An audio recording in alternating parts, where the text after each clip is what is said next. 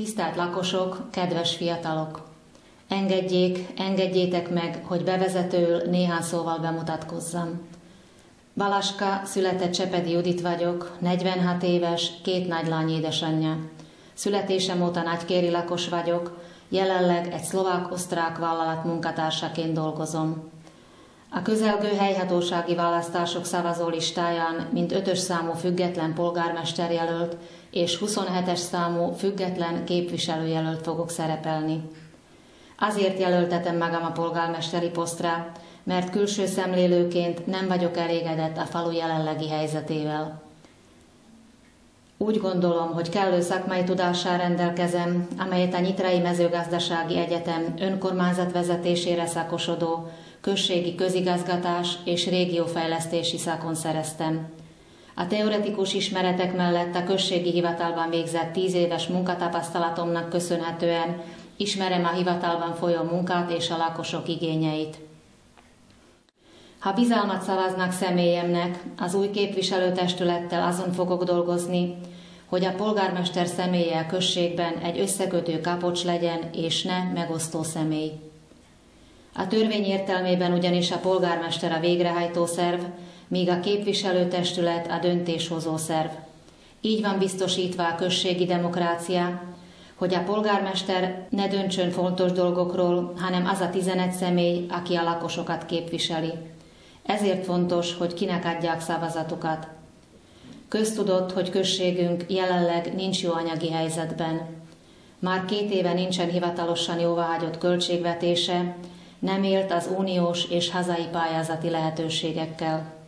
Véleményem szerint ugyanazon a ponton állunk, mint 4 évvel ezelőtt, holott az elvárások nagyon nagyok voltak. Sok mindenen változtatnék, de azt is tudom, hogy elkerülhetetlen lesz a spórolás is. Tisztában vagyok azzal, hogy folytatni kell a bérlakások építését fiatalok számára, hogy majdnem mindegyik középület a faluban rekonstrukcióra szorul, hogy fontos lenne elvezetni az esővizet a közterekről és elindítani a kanalizációs rendszer kiépítését. Viszont ezeket a kapitális beruházásokat a község önerőből nem tudja megvalósítani, csak is pályázatok és dotációk segítségével. Elsődleges célnak tartom tehát a pályázati kiírások figyelését, hogy sikeres projektekkel pénzt tudjunk szerezni céljaink megvalósítására. Ezek mellett a merész tervek mellett viszont ugyanolyan fontosak lehetnek a kisebb célok is, amelyeket könnyebben meg lehet valósítani. Elsősorban egy jó csapattal a községi hivatal szolgáltatásain kívánok javítani, rendszeresen tájékoztatnám továbbá a lakosokat a községet érintő problémákról, felújítanám az új temetőt, megoldanám az öreg temetőnél való parkolást, szorgalmaznám egy régen megálmodott faluház létrehozását, gyalogos járdát építtetnék a benzintöltőállomástól a kiskéri büféig, és kibővíteném a nyugdíjasok és magányosok szociális szolgáltatásait. Ez csak néhány cél azok közül, amelyeket a választási programomba iktattam, amelyet részletesebben a Kiskultúrházban kívánok önöknek bemutatni hétfőn, november 10-én, 18 óra 30 perckor. Erre a programbemutatóra mindenkit szívélyesen meghívok ezennel. Kedves barátaim! Azzal fejezném be ezt a rövid felhívást, hogy mérlegeljék, ott van-e a falunk, ahol látni szeretnénk, vagy csak egy helyben lépkedünk, de sehová sem haladunk. Ha önök is úgy gondolják, hogy megérett az idő a változásra, szavazzanak az 5-ös számú független polgármesterjelöltre és a 27-es számú független képviselőjelöltre. Köszönöm, hogy megtiszteltek figyelmükkel. Vážení občania, milá mládež, dovolte mi, aby som sa vám krátkosti predstavila. Som Judita Valašková, rodená Čepediová, 46-ročná, matka 2 dcér. Som rodáčkou našej obce, v súčasnosti som zamestnaná v nitrianskej firme, ktorá je dcérskou spoločnosťou 2 rakúskych poisťovacích spoločností. Nakoľko som nespokojná zo súčasnej situácie v obci a nečinnosti, rozhodla som sa kandidovať ako nezávislý kandidát na post starostu obce aj za poslanca obecného zastupiteľstva. Svoje vysokoškolské vzdelanie som ukončila na Slovenskej poľnohospodárskej univerzite v Nitre v odbore Verejná správa a regionálny rozvoj, ktorý je zameraný priamo na činnosť samosprávy. Okrem teoretických vedomostí získaných na škole mám aj praktické skúsenosti vďaka mojej 10-ročnej práci na miestnom obecnom úrade, kde som spoznala nároky a dopyty našich občanov. Ak vo voľbách získam vašu dôveru a podporu, s novým obecným zastupiteľstvom sa budem usilovať o to, aby sa naša obec zmenila na dynamicky sa rozvíjajúcu. Starosta je osoba, ktorá by mala občanov spájať, promptne riešiť ich problémy a zastupovať obec navonok. Podľa zákona o obecnom zriadení prislúcha starostovi výkonná moc, kým obecnému zastupiteľstvu rozhodovacia právomoc. Tieto dva orgány by sa mali rešpektovať.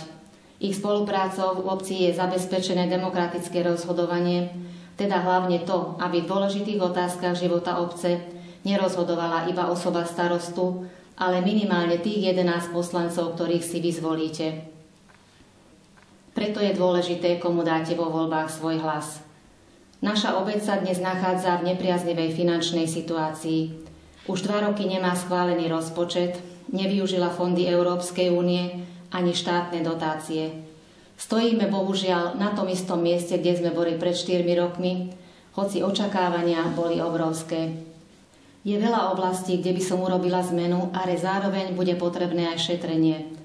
Som si napríklad vedomá toho, že je potrebné pokračovať vo výstavbe nájomných bytov pre mladých. Treba zrekonštruovať skoro všetky verejné budovy, ktoré boli zanedbané, vyriešiť odvodnenie verejných priestranstiev a naštartovať výstavbu kanalizácie. Tieto kapitálové investície však sami bez cudzej pomoci finančne nezvládneme.